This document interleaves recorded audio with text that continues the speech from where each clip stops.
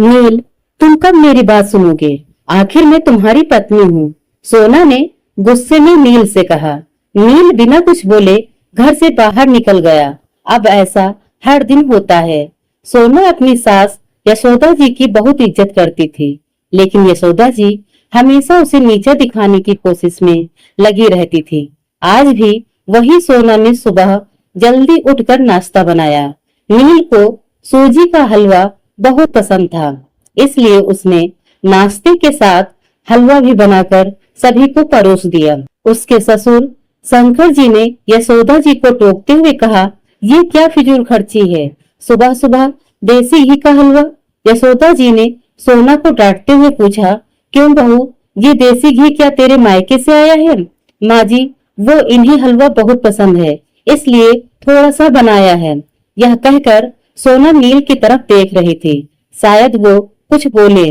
तभी यशोदा जी ने कहा, मैं सब जानती हूँ, मेरे बेटे का बहाना करके खुद खाने का मन होगा। नील चुपचाप नाश्ता करते रहे। सोना की आंखों से आंसू छलक गए। इससे ज्यादा बुरा तब लगा जब नील बिना हलवा खाए ही ऑफिस के लिए चल दिए। सोना घर का काम समेटने में लग गई। इधर यशोदा जी बाहर ड्राइंग रूम में बैठकर बड़बड़ाती रही। काम करके सोना अपने कमरे में जाकर रोने लगी। कितने नाजों से पाला था उसे उसके पापा ने। उसे आज भी याद है, एक बार उसने गाजर का हलवा बनाने के लिए कहा था, लेकिन माँ ने सूजी का हलवा बना दिया था। पापा को जब यह पता लगा तो वे तुरंत बाजार गए। वहां से ढेर सारा गाजर का हलवा लाए थे और उस दिन बिना कहे 2-3 दिन में गाजर का हलवा बनने लगा। आज उसे सूजी के हलवे के लिए कितनी बातें सुनाई जा रही हैं। उसे गुस्सा सास ससुर पर नहीं, नील पर था, जो कि कुछ नहीं बोल पाए।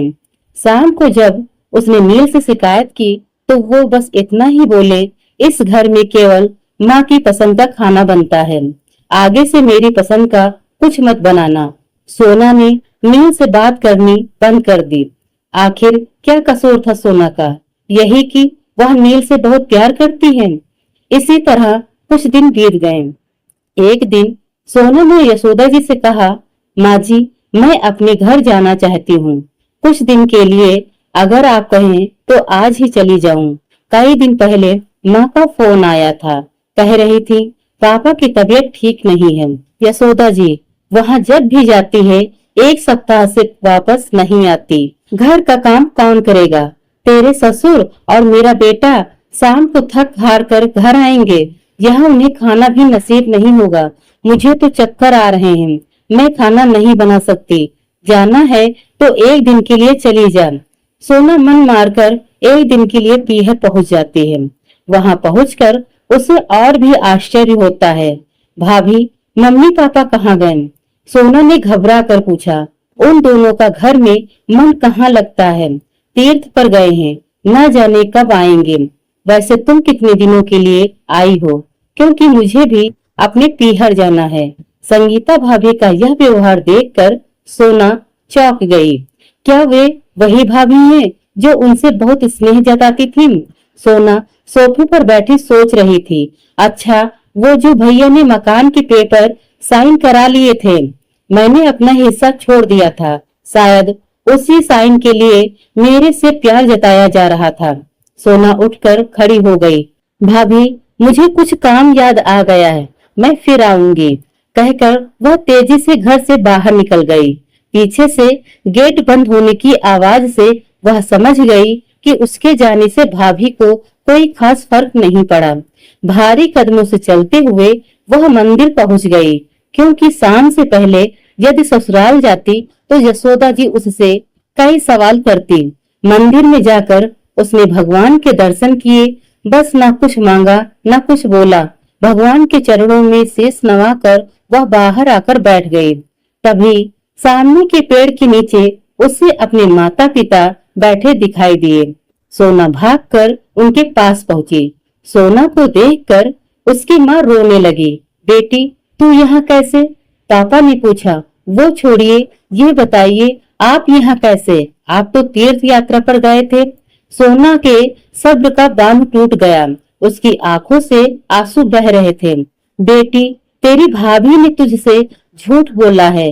बिजनेस में पैसा लगाने के लिए तेरे भैया ने मकान अपने नाम करा लिया।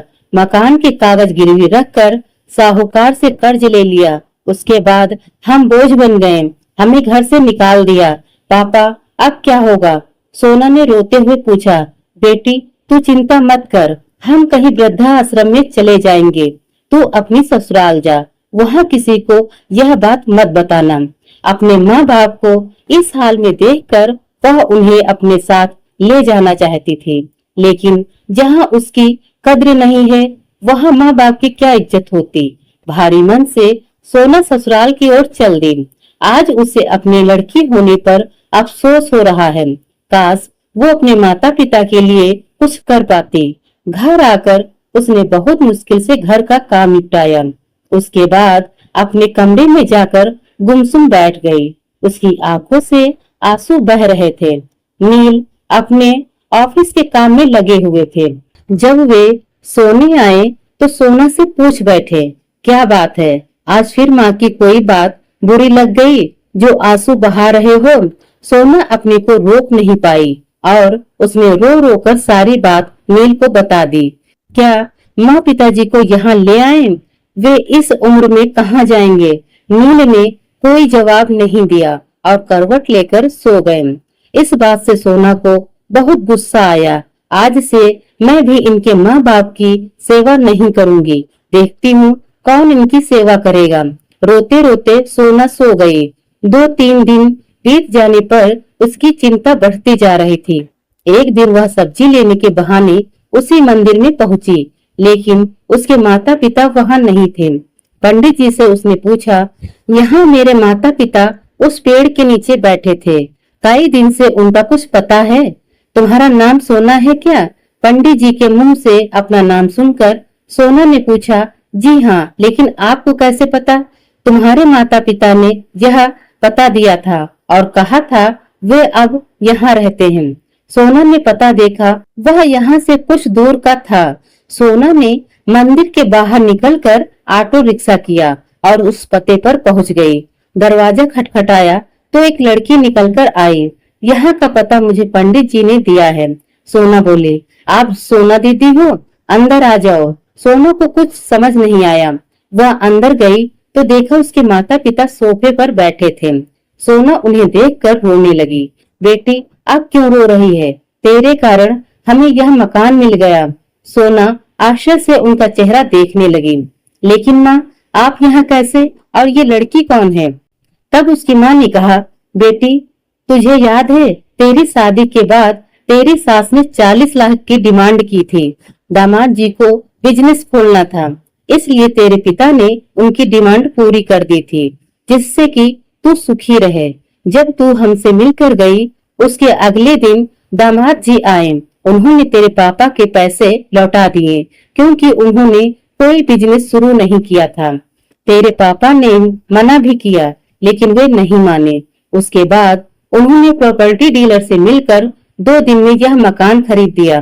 साथ 5 लाख रुपए बच गए। इससे उन्होंने ये लड़की नौकरी पर रखवा दी, जो हमारी देखभाल करेगी। लेकिन माँ, उन्होंने मुझे तो कुछ नहीं बताया। सोना की आंखों से आंसू बह रहे थे। वह रोते हुए वहां से अपने घर आ गई। घर आकर वह सोच रही थी, नील ने कभी उसके लिए आवाज नहीं उठाई, लेकिन मेरे माता पिता के लिए इतना कर दिया, जो कि कोई सगा बेटा भी नहीं कर सकता। रात को उसने नील से पूछा, आपने ऐसा क्यों किया? अगर माँ जी को पता लग गया तो क्या होगा? नील का जवाब सुनकर सोना की आंखों से आंसू और तेजी से बहने लगे। नील ने कहा, जैसे तुम्हारे लिए ये माता पिता हैं, वैसे ही मेरे लिए भी तो वो माता पिता हैं। मैंने पैसे लेते समय ही सोच लिया था कि एक दिन ब्याज के साथ सारे पैसे लौटा दूंगा, लेकिन जब बिजनेस शुरू नहीं हो पाया तो मैं इन पैसों को अपने पास रखकर सही समय आने का इंतजार कर रहा था। अगर मैं तुम्हारे माता पिता को अपने घर ले आता तो उनका आत्मसम्मान हर दिन उन्हें धिक्कारता। बेटी के घर वे रहना पसंद नहीं करते, वे अपमानित ना हो, इसलिए मैंने ये सब किया। सोना फूट फूट कर रोने लगी। नील, मुझे माफ कर दो, आज तक मैं तुम्हें गलत समझती रही। तभी पीछे खड़ी यशोदा जी बोली, बेटी, वह पैसा हमने उधार लिया था, वह तुम्हारे पिता की अमानत थी। मैंने और नील ने पहले ही फैसला किया था कि ब्याज के साथ तुम्हारे पिता के पैसे लौटा देंगे। चल अब सो जा, सुबह नाश्ता टाइम पर नहीं बना तो अच्छा नहीं होगा। उनकी बात सुनकर सोना, नील और यशोदा जी जोर से हंसने लगे। इसी हंसी के साथ सोना का दिल हल्का हो गया और उसे इस बात की खुशी हुई कि उसके माता पिता अब सुरक्षित और सम्मानित जीवन जी रहे हैं।